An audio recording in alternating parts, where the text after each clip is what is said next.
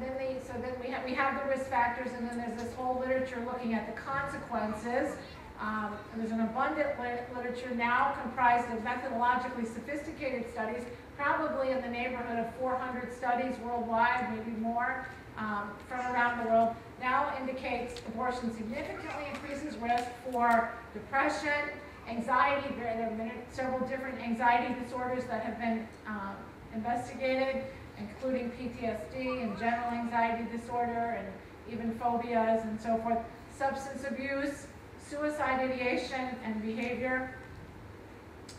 A minimum of 20 to 30% of women who abort suffer from serious, prolonged negative psychological consequences. So in looking at the literature and the studies that are being published now, there are many strengths over studies that were published in the 90s, 80s, and 90s. In the United States, Planned Parenthood relies on studies published in like 92, 93. It's almost comical to me. It's ridiculous. There's so much literature out there, and they just rely on a couple studies from the early 90s to explain to women the risks. You know, it's just unbelievable. The newer studies have larger samples, and many of these samples are nationally representative, not just in the U.S. There are studies coming from New Zealand. There's this study I'll tell you about from Australia, Norway, South Africa. There's also now in these studies statistical control over prior psychological history. And this is really important because prior to the later studies, the other side was often claiming that only women who had mental health problems before choosing to abort would be affected by it. So the idea was, well, they were screwed up to begin with, so of course they're going to have problems afterwards. But we can now, I personally have conducted many studies controlling for prior psych history, and we still see strong effects of abortion.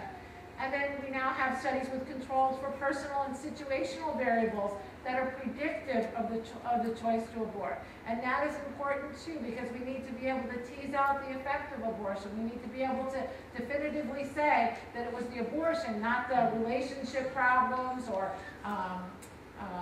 you know, professional problems or education issues, or that we want to show that it is the abortion and not the factors that surround that choice that lead to the mental health problems. Also, prospective or longitudinal data collection is important. A longitudinal study is one that takes place over time.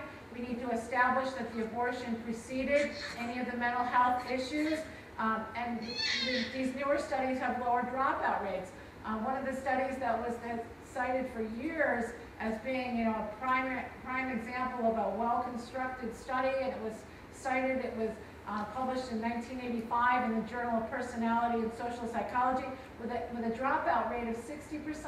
So they looked at the women before the abortion and then 3 weeks later, but they had lost 60% of their sample. So obviously the 40% that remained are not likely to be representative. They're likely to be the women who are harmed the least.